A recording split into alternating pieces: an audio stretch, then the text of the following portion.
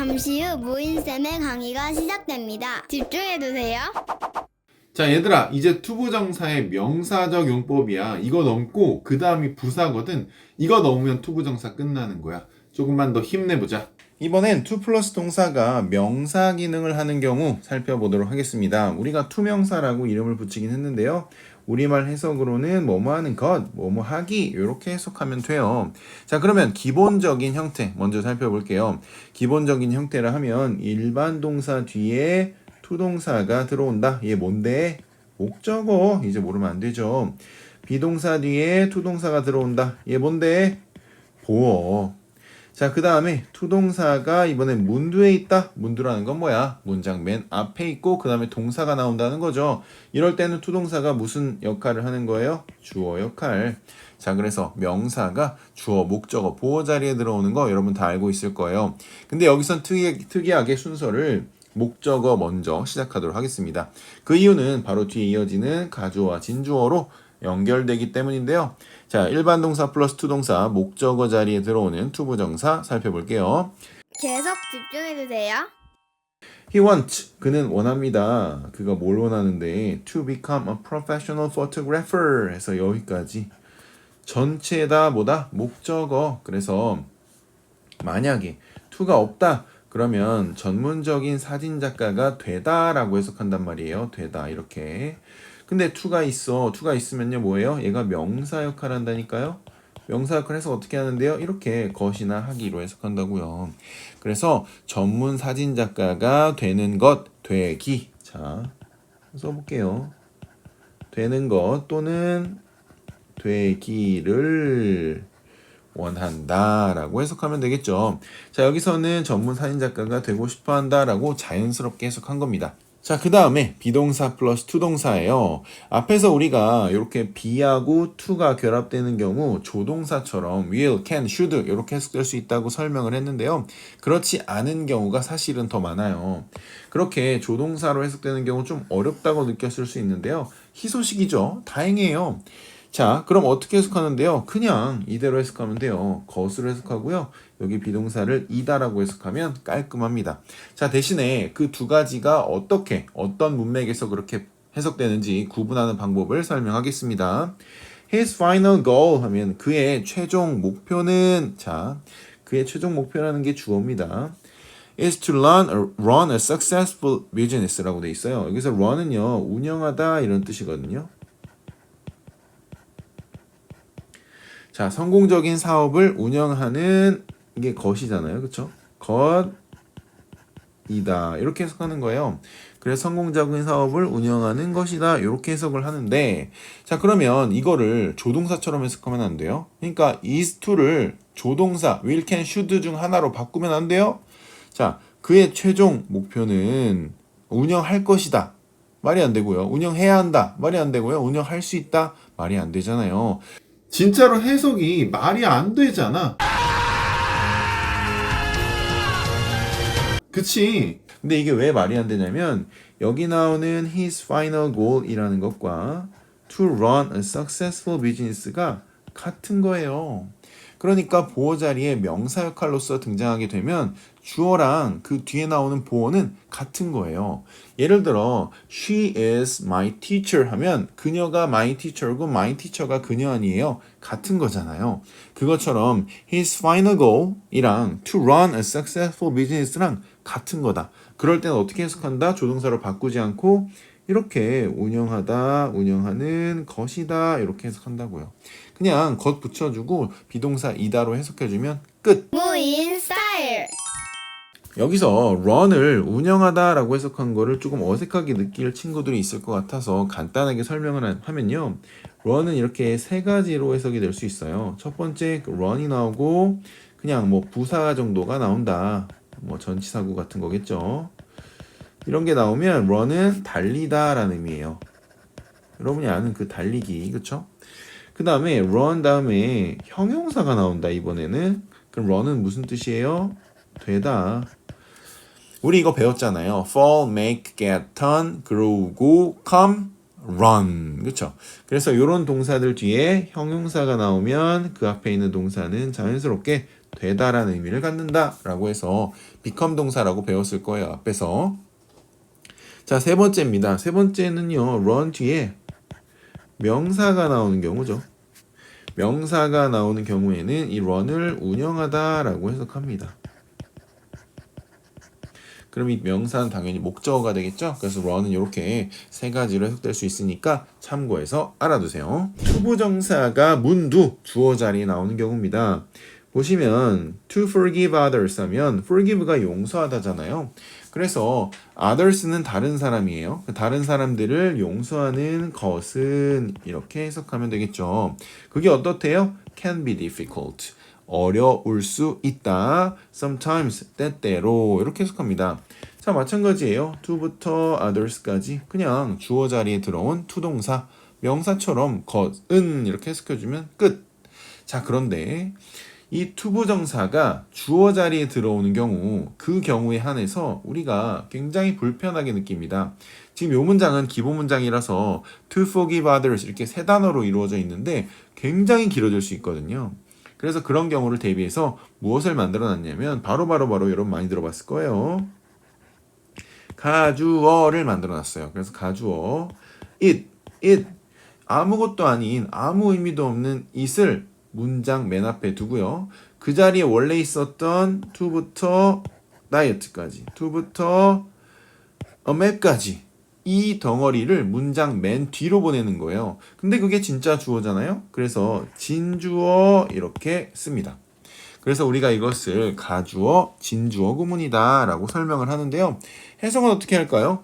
가주어는 해석이 없어요. 당연히 그냥 아무 의미 없는 it을 그 자리만 채워놓은 거기 때문에 그래요.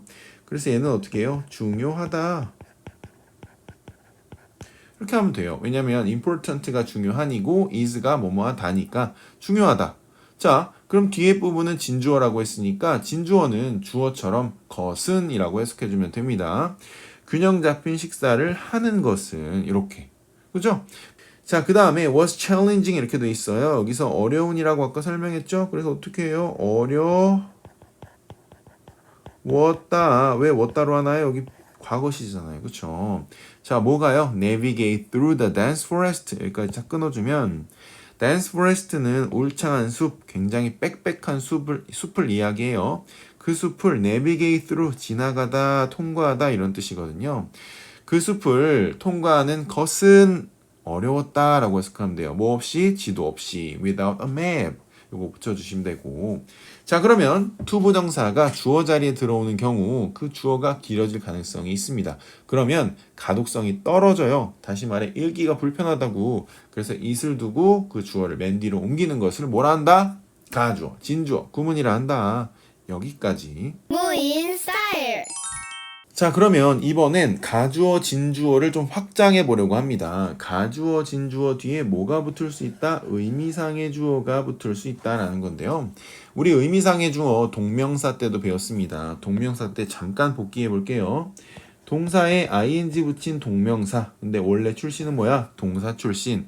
그래서 그 앞에다가 의미만 주어 역할을 하는 거. 다시 말해 뭐뭐이, 뭐뭐가 라고 해석하는 그 요소를 넣어줄 수 있었는데요. 그걸 우리가 소유격이나 목적격의 형태로 넣어줄 수 있다. 이렇게 설명을 했었습니다.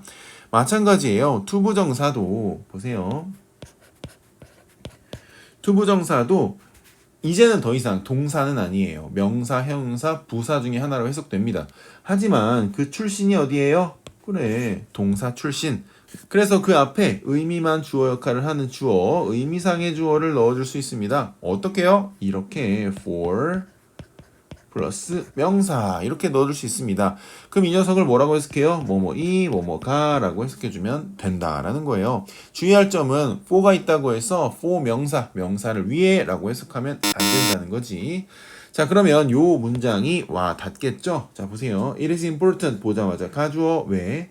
여기 진짜 주어 여기 있잖아요. 그래요. 그러면 중요하다 이렇게 해석한 다음에 오케이. 자, 뭐가 중요해? Develop critical thinking skill 하면 비판적 사고 능력을 기르는 것이 중요하다. 좋아. 그러면 얘 뭔데요? 학생들 위에예요? 아니, 학생들이 이렇게 해석해주면 돼요. 근데 이게 뭔데요? develop이라는 동사의 의미상의 주어라고요. 실제 주어 형태는 아니지만 의미를 주어처럼 해석하니까 의미상의 주어. develop이라는 그 동작의 주체가 되니까요. 자, 마찬가지예요. 밑에 볼까요? It was unusual 이렇게 돼 있어요. unusual 하면은 뭐예요? 드문 일이었다. 마찬가지지. For him 그를 위해 아니고 그가 이렇게. 진짜 주어 뭔데요? To refuse such a great offer. 여기 such는 그렇게 그런 이런 의미로 그 뒤에 나온 부분을 강조합니다. 뒤에 나온 명사를. 그래서 그런 좋은 제안을 거절하는 것은 이라고 해석하면 되죠. 근데 그 좋은 제안을 거절하는 게 누군데? him, 그가. 이렇게 붙여주면 돼요. 무인 스타일. 자, 그 다음에는 가목적어랑 진목적어를 살펴볼 겁니다. 아니 선생님, 가주어는 알겠는데 가목적어는 또 뭡니까? 라고 물어볼 수 있는데요. 예, 더 쉬워요. 우리 먼저 기본적인 개념을 이해하고 갑시다. 여기 보시면 주어, 이 문장이 어떤 형식이었을까요? 동사, 그리고 목적어, 그 다음에 목적격 보어. 이런 문장 구조 본 적 있으시죠? 네, 5형식 문장 구조가 되겠습니다. 그런데 이 경우에 여기 목적어 자리, 이 명사 자리 있잖아요. 이 자리에 투부정사가 들어와서 목적어가 길어지면 그 투부정사를 문장의 맨 끝으로 뺍니다. 그 다음에 이 자리에는 빈자리가 되잖아요. 그래서 이 자리에 우리 가주어 하듯이 it을 채워넣는데 얘가 가짜 목적어이기 때문에 가목적어라 부르는 거예요. 이해돼요? 그러면 이런 문장 구조 너무 어려워 보이죠? 하지만 쉬운 게 있어. 뭐냐면 여기 나온 동사가요. 정해져 있다는 거예요. 뭘로? find 그리고 make 이렇게 두 가지 동사로 정해져 있어요. 선생님 다른 동사는 없나요? 아니 있어요. 있는데 find하고 make가 가장 많이 나와요. 자 그러면 find가 나왔을 때 make가 나왔을 때 어떻게 해석하는지 설명해 줄게요. 무인 스타일. 자 find가 나왔을 때는요 이렇게 돼요. 두 가지 형태로 나눠서 find가 나왔다. 그리고 뒤에 it이 나왔다. 그리고 명사 또는 형용사. 왜냐면 얘는 보호 자리니까. 그리고 투동사가 이렇게 나왔다라는 거죠. make도 마찬가지예요. make it 명사 또는 형용사 그리고 투동사 이렇게 나왔을 때 해석을 어떻게 하냐면 find를 think로 해석해주면 돼요. think 그러니까 생각하다로 해석해주면 되고요. make는 당연히 만들다 이런 거겠죠. 여기 있는 해석이 없어요. 그렇죠? 그래서 명사라고 형용사 하다고 이렇게 해석하고요. 얘는 명사로 그리고 형용사 하게 이렇게 해석해주면 돼요. 그 다음에 뒤에 나오는 투동사는 뭐뭐하는 것을 뭐뭐하는 것을 이렇게 해석해주면 목적어 해석대로 해석해준 거잖아요. 근데 가끔씩 것이라고 그냥 우리말에 이게 더 어울릴 때가 있긴 합니다. 참고로 알아두시고요. 어쨌든 이렇게 붙여서 해석해주면 되는데 바로 한번 해볼까요? 궁금하죠? 되는지 안 되는지. 자, I found it hard. 나는 얘가 뭐예요? 형용사 아니야? 그럼 어떻게 해석하라고? 하다고 이렇게 해석한다고. 그래서 나는 어렵다고 생각했다. 자, to concentrate 하면 집중하는 것을. 자, 어디에서? noisy place 하면 시끄러운 곳에서. 해석 깔끔하죠? 자, 그 다음 make 해석해 볼게요. She made it a priority 하면은 자, 그녀는 우선순위, 최우선으로 만들었다. 어떻게 해석한 건데요? 여기 있잖아요. 명사가 올 경우에 뭐뭐로. 그쵸? 최우선으로 만들었다. 자, 뭐를 to finish the project. 그 프로젝트를 끝내는 것을 언제? 제때. 자, 어때요? 해석이 어렵지 않죠? 그래서 이 형태만 딱 한 번만 외워두면 그 다음에 문장들은 하나도 무섭지 않습니다. 왜냐면 그대로 해석이 되기 때문이에요. 오케이? 좋아요. 무인 스타일. 자, 마지막으로 의문사, 투동사 살펴보겠습니다. 자, 여기서 의문사가 뭔지 의문일 거예요. 그렇죠? 전 좀 맞아야 해요. 자, 의문사라는 건 이런 거예요. What? 그리고 where,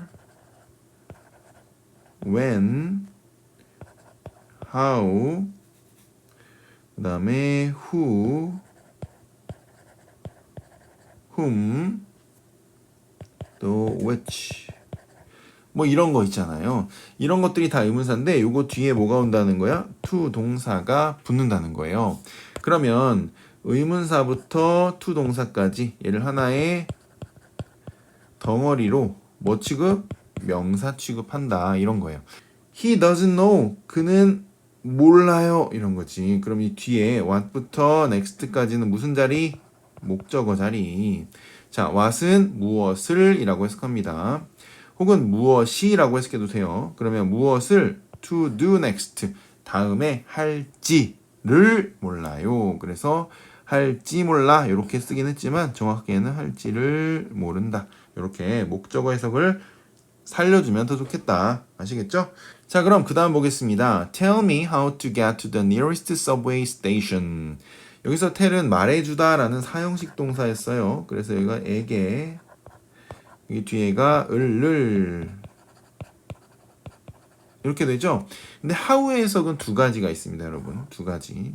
자, 이거 한번 써볼게요. 여기다가 이따가 다 알려줘야겠다. how 두 동사. 첫 번째 어떻게 동사 할지. 두 번째 동사하는 방법. 이렇게 두 가지 해석이 있습니다. 뭐가 맞나요? 둘 다 맞아요. 자, 그래서 how to get to the nearest subway station 하면 가장 가까운 지하철역으로 가는 방법이라고 해도 되고요. 어떻게 가장 가까운 지하철역으로 가는지를 나에게 말해주세요. 이렇게 해석해도 됩니다. 자, 그러면 요 의문사 플러스 투동사가 명사 역할을 한다는 거 꼭 기억해 두시고요. 의미를 하나씩 설명해 줄게요. 자, what은요, 무엇이라고 해석하고요. 무엇이도 되고, 무엇을도 돼요. 무엇을, 무엇이 다 된다. 자, where은 어디서, 어디로, 어디에. 이렇게 해석되고요.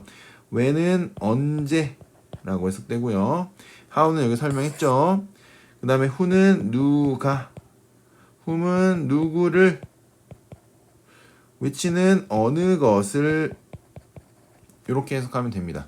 지금 여기다 간단하게 썼는데 그냥 한 번씩 읽어보면 좋겠어요. 오케이.